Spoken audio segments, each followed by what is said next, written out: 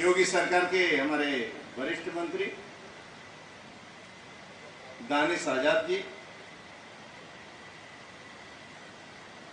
कर्मठ व्यक्ति, लगन से रात दिन परिश्रम करते समाज के उज्जवल भविष्य के, और समाज की छोटी से छोटी बातें मैं देखता हूँ साप्ताहिक में महाराज जी से डिस्कशन भी करते रहते हैं, लोगों के भला के लिए, लोगों के काम के लिए रात दिन परिश्रम करते हैं। ऐसे दानिश आजाद जी को मैं हृदय से आप सबके बीच में स्वागत करता हूं, उनका अभिनंदन करता हूं। हमारे मैनेजर इरम सोसाइटी बजमी यूनुस जी, हमारे डायरेक्टर सैफी यूनुस साहब, डायरेक्टर फैजी यूनुस जी, प्रधानाचार्य श्रीमती सहर सुल्ताना जी के लिए, ये सभी मैनेजर और प्रिंसिपल्स के लिए एक बार ताली बजाकर स्वागत करते हैं।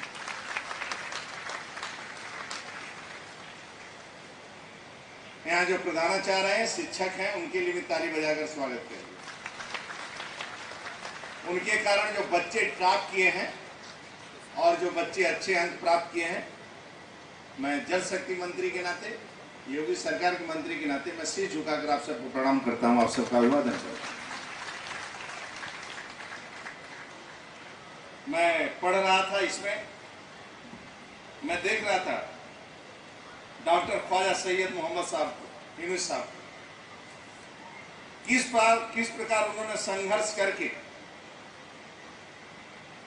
इतनी बड़ी संस्था को खड़ा किया, कैसे तप किया होगा, त्याग कैसे किया होगा, संघर्ष कैसे किया होगा, उस समय अपनी शिक्षा ग्रहण कैसे किए होंगे, उस साधारण परिवार में जन्म लेने के बाद क्या उनका सपना रहा होगा, वो ख्वाब क्या देखा होगा कि अपने बच्चों को शिक्षा देना तो जरूरी है ही, लेकिन समाज के उन गरीबों को, बच्चों को भी शिक्षा देना है जो साधारण बच्चे स्कूल नहीं आ पाते हैं, बेटियां पढ़ नहीं पाती हैं, कक्षा 8 पढ़ने के बाद दम तोड़ देती हैं या स्कूल नहीं जाती हैं, स्कूल जाना बंद कर देती हैं।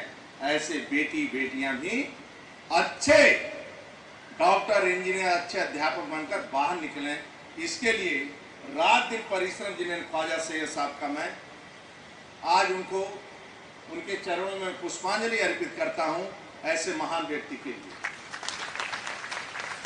और उनका सोच भी अच्छा था, मिटा देना अपनी हस्ती, मिटा देना अपनी हस्ती को, अगर कुछ मर्तबा चाहे कि दाम खाक में मिलकर गुलजार होता है, यानी अपनी हस्ती, अपनी ताकत को वह एक मात्र भूमि में मिटा देना, यानी अपने को इतना सरल सज्जन रखना कि लोगों के चरणों में बैठकर जनता की सेवा करना, ये सपना किसी ने देखा है तो आप सब धन्य हैं कि आप उनके पुत्र हैं।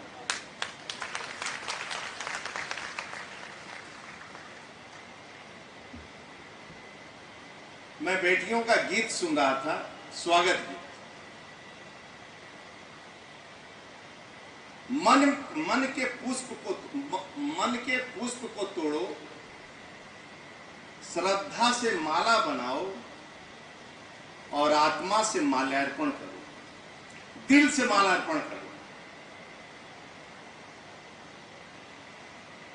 आज जितने भी महान हुए हैं मन की एकाग्रता से,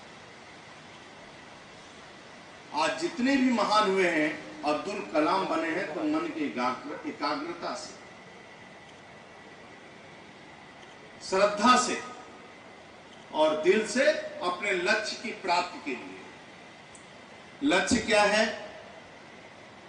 मेरे पढ़ाई का लक्ष्य क्या है? अध्ययन का लक्ष्य क्या है? आदरणीय मोदी जी, योगी जी ने जो सपना देखा है कि 1947 में आजादी मिली, 2047 का भारत कैसा, 2047 का भारत कैसा हो, पूरे विश्व को दिशा देने वाला मेरा भारत है, पूरे विश्व का मार्गदर्शन करने वाला मेरा भारत हो, जहां ईमानदारी हो, ज्ञान हो, इस मातृभूमि के प्रति समर्पण हो, न आतंकवाद हो, न गुंडागर्दी हो, न भेदभाव हो, न जाति संघर्ष हो, न धर्म संघर्ष हो, केवल शांति समृद्धि, केवल शांति होनी चाहिए और समृद्धि होनी चाहिए, तभी मेरा देश दुनिया को दिशा देगा। और शांति समृद्धि आएगी कैसे? उन्होंने पहला काम क्या किया? स्वच्छता अभियान चलाया। जहां स्वच्छ है वहां स्वास्थ्य भी ठीक है। उन्होंने काम किस पर किया? स्वच्छता पर। काम किस पर किया? जल संचय पर। काम किस पर किया? वृक्षारोपण पर। ये सभी से जल और आप भी स्वस्थ रहेंगे। और किस पर काम किया? योग पर। पूरी दुनिया योग किया है, छोटी बातें। फिर उन्होंने क्या काम किया? एक गरीब को आवश्यकता क्या है? वह बेटी क्या स्कूल में पढ़ने कब तक जाएगी? शौचालय है क्या? उसका बाथरूम है क्या? पीने के लिए पानी है क्या? तो सभी घरों में शौचालय है क्या? सभी बैंक में अकाउंट है क्या? एक गरीब का पक्का मकान है क्या? बिजली का कनेक्शन है क्या? 24 घंटा लाइट आती है क्या? उसका गैस कनेक्शन है क्या? उसका प्रधानमंत्री बीमा योजना है क्या? बेटी पढ़ाओ, बेटी लिखाओ, ये माहौल राज्य में बन रहा है क्या? देश में बन रहा है क्या? ये सभी छोटी छोटी बातों से लोग महान बनते हैं।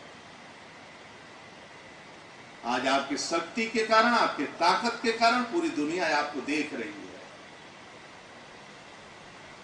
ये इसलिए देख रही है कि देश का महान नेता आदरणीय मोदी जी, परिवार का एक सदस्य सरकारी गाड़ी में बैठ नहीं सकता है, अपनी मां को मकान नहीं बनवा सकते हैं, लेकिन शहर में रहने वाली मुस्लिम महिला, उस वार्ड में रहने वाली हिंदू महिला का भी पक्का मकान बनाकर कोई देता है तो आदरणीय मोदी जी देते। भेदभाव नहीं है। 80 करोड़ लोगों को फ्री में अन्न दिया जाता है, तो उसमें जाति नहीं देखी जाती है, समाज भी नहीं देखा जाता है, धर्म भी नहीं देखा जाता है, और वोट बैंक के आधार पर भी नहीं वितरण होता है। यानी 80 करोड़ लोगों का पेट पालने का कोई काम करता है कोरोना वैश्विक महामारी में, तो आदरणीय मोदी जी करते हैं, आदरणीय योगी जी करते हैं। मैं झूठ नहीं बोल रहा, मुझे रोक देना बच्चों। जिस देश का नेतृत्व भ्रष्ट होता है, बेईमान होता है और जातिवाद होता है, वह देश का राष्ट्रपति रातों रात भागता है। श्रीलंका भुखमरी के कगार पर भागना पड़ा, पाकिस्तान भागना पड़ा। ऐसे कई देश हैं जो भुखमरी के कगार पर आ गए हैं। कई ऐसे देश हैं जो अपने बच्चों और बेटियों का ही अपमान करते हैं। मात्र एक हिंदुस्तान ऐसा है जहां चिड़िया भी, शेर और बकरी भी एक ही घाट पर पानी पीते हैं और स्वतंत्र होकर पीते हैं। बेटियां गाना गा रही थी ना, सारे जहां से अच्छा हिंदुस्तान हमारा, हम हैं बुलबुले, गुलसिता है हमारा। एक अच्छा लीडर आता है तो श्रीनगर में भी बम नहीं फटता है और काशी में भी बम नहीं फटता है। न किसी ताज होटल में बम फटता है, न लखनऊ के रोड पर बम फटता है। 370 धारा हटता है तब भी बम नहीं फटता है। और उसी श्रीनगर के अंदर जो जाने में लोग डरते थे, आज वहां मुस्लिम दुकानदार का व्यापार बढ़ा है, आर्थिक उद्योग बढ़ा है। अब कश्मीर की बेटियां पायलट बन रही है, डॉक्टर बन रही, इंजीनियर बन रही है। अब सेना पर पत्थर लोग नहीं फेंक रहे हैं।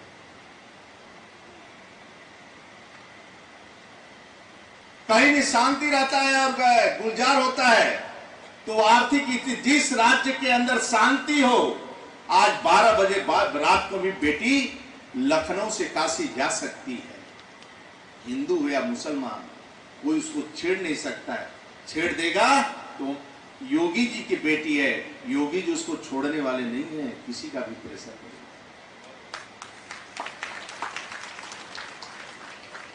न जाति देखी जाती, न धर्म देखा जाता है। और मेरा एक ही लक्ष्य है, 2047 तक ज्ञान अर्जित करना। मैं सभी लोगों का नाम नहीं लेता हूं, लेकिन आदरणीय मोदी जी, अब्दुल कलाम साहब का संघर्ष की गाथा आपने सुना होगा। जब पहला टेस्ट आए थे अब्दुल कलाम जी साहब देने, तो अपने बहन से 1000 रुपया मांगा, तो वो जंजीर दे दी थी। एनडीए में आए नहीं, इसका मतलब नहीं आए तो क्या रेलवे स्टेशन पर लेट जाऊंगा क्या? ट्रेन के नीचे लेट जाऊंगा क्या? आत्महत्या कर लूंगा क्या? मेरी पढ़ाई गड़बड़ हो गया, मैं आ नहीं पाया तो इसका मतलब मेरा ब्रेक हो गया? नहीं, हो सकता है ईश्वर की कोई इच्छा हो, आपको एनडीए में न बनाकर वैज्ञानिक बना जाना चाहता है और राष्ट्रपति तक लेकर जाना चाहता है। जो सर्वशक्तिमान ईश्वर है, जो है एक ईश्वर ऊपर बैठा, हम सबका ख्याल करता है, और उनको राष्ट्रपति तक ले गए, और एक भी राष्ट्रपति बनने के बाद भी एक मकान उनका नहीं है किसी शहर में। इसी तरह आदरणीय नरेंद्र मोदी योगी जी का परिवार का एक सदस्य सरकारी गाड़ी में नहीं बैठता है। इसलिए आप सबको भी अपनी चिंता करनी है। सबसे अधिक किसकी चिंता करनी है? मां की। स्कूल छूटते ही ठीक समय से घर जो पहुंच जाता है और उसके माता पिता खिलखिलाकर बेटी का इंतजार करते हो, ऐसे कौन कौन बेटियां हैं? बच्चे हाथ उठाओ तो।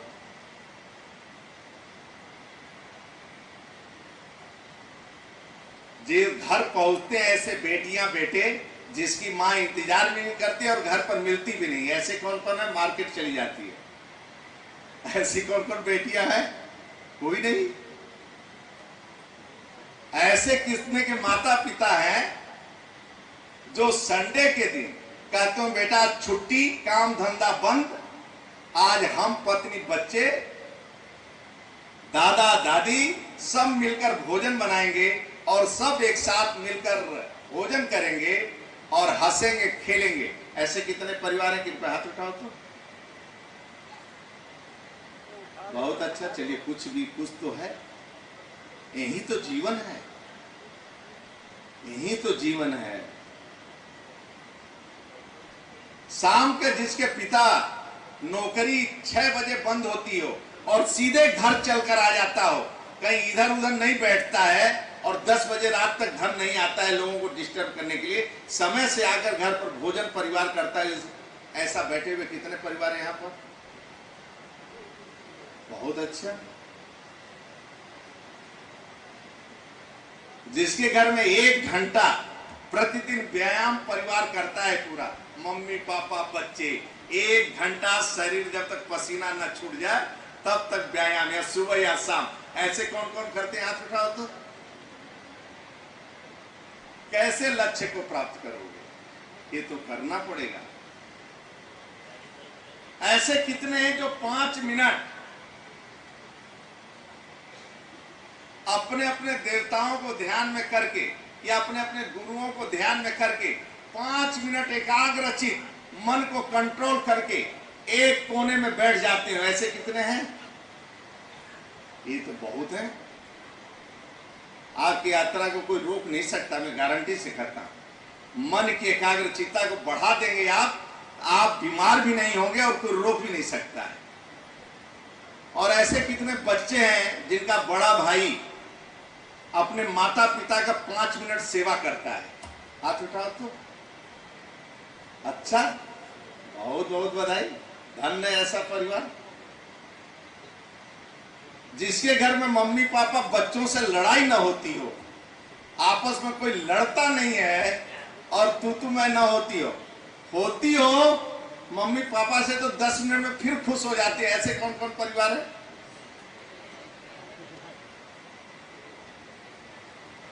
बहुत अच्छा बेटा। ये सब परिवार की जिम्मेदारी भी आपकी है, बाहर की भी जिम्मेदारी है।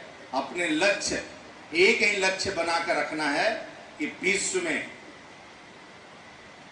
टॉपर विद्यार्थी बनूंगा, ज्ञान अर्जित करूंगा किसी न किसी क्षेत्र का। जैसे सामाजिक भी काम कर रहे, ऐसा नहीं कि शिक्षा ऐसा नहीं कि सब बड़े बड़े पदों पर आते हैं लोग तो सुखी रहते हैं। आपने जल संचय कर दिया और एक गांव को बचा ले गए, तब भी आप पुण्य के भागीदारी होंगे। एक गांव में वृक्षारोपण कर दिया और ऑक्सीजन मिलने लगा, तब भी पुण्य के भागीदारी होंगे। जैसे बोतल पानी रखा है ना, इसी तरह वृक्षारोपण नहीं होगा तो ऑक्सीजन भी टांग कर लोग चला करेंगे 25 साल बाद। इसलिए जल संचय, वृक्षारोपण आवश्यक है। इसी का हम लगा हूं, कई हमारे ये विद्यालय भी मैं आग्रह किया था, लाखों बच्चों को शपथ दिलाया था। हमारे पवन जी हैं, वो तो रात दिन लगे रहते हैं तालाब और वृक्षारोपण लगाने के लिए। जो एसआर ग्रुप के मालिक हैं, स्वयं भी पैसा लगाते हैं, गांव जाते हैं, तालाब जो कब्जे रहते हैं ऐसे तालाब छोड़ने के लिए आग्रह करते हैं, तालाब में श्रमदान करवाते हैं, तालाब को जिंदा करते हैं। ऐसे बहुत से तालाब है नदियों के किनारे, मैं मंत्री हूँ। और ऐसे जो डूब क्षेत्र हैं, लोगों ने मकान बना लिया है, बाढ़ तो आना है, नदियां बढ़ेंगी और नदी के अंदर आप तालाब बनाए तो पानी भरेगा पानी। जो लोग बना लिए हैं वो पानी, क्योंकि वो फैल कर चलती है नदियां। बरसात के समय हिमाचल में, उत्तराखंड में, नेपाल में बारिश होता है तो बम्फर पहाड़ का जब पानी आता है तो जबरदस्त चलता है। इसीलिए पहले डूब क्षेत्र था, डूब क्षेत्र में लोग नहीं जाते थे, अब डूब क्षेत्र में पहुंच गए हैं। इसलिए उसकी भी हम लोगों को सुरक्षा करना पड़ता है कि अब इसका भी नुकसान न हो। इसलिए आप सब को मैं मेधावी छात्रों का मैं सम्मान करने का अवसर मिला, मैं धन्य हुआ। विद्यालय के इस सबके इरम ग्रुप ऑफ इंस्टीट्यूशन को मैं हृदय से स्वागत करता हूं और आग्रह करता हूं कि विश्व में, देश में नंबर 1 आप बने, पूरी दुनिया के लोग आपके आस आए। और ऐसा कोई काम नहीं है कि व्यक्ति संकल्प ले ले वो लक्ष्य प्राप्त न करे, ये कोई भी कर सकता है। जैसे आज बच्चों से मैं कहा, कभी नाराज मत होना। कोई डांट दे, फटकार दे, टोक दे तो कभी नाराज मत होना। आप सब बड़े हैं, इसलिए आप घर का भी जिम्मेदारी, छोटे छोटे बच्चे जो होते हैं, जिस घर में टोका टाकी रहता है वो परिवार अच्छा चलता है। आप आदरणीय मोदी योगी पर संपूर्ण विश्वास करना, पूर्ण रूपेण विश्वास करना। इस धरती पर ऐसे नेता कभी कभी जन्म लेते हैं और आते हैं, सभी का ध्यान रखते हैं। तनिक भी मन में नहीं रखना है कि धर्म के हैं, किस जात के हैं, कोई मतलब नहीं है। कि इनका एक ही उद्देश्य है कि मेरा हिंदुस्तान दुनिया के अंदर शक्तिशाली बने और पूरी दुनिया को दिशा दे। और दुनिया को दिशा कौन देगा? हिंदुस्तान के पढ़े लिखे बच्चे जो ज्ञानी बनेंगे 2047 तक, ज्ञानी रहेगा, वही अच्छा आगे बढ़ेगा, बिजनेस में भी आगे बढ़ेगा, व्यापार में भी आगे बढ़ेगा। सामाजिक संगठन जो ईमानदार होगा, ज्ञानी होगा और मातृभूमि के प्रति समर्पण होगा, वही व्यक्ति आगे व्यापार कर लेगा। अब नंबर 2 के लोग गायब होने वाले हैं मार्केट से।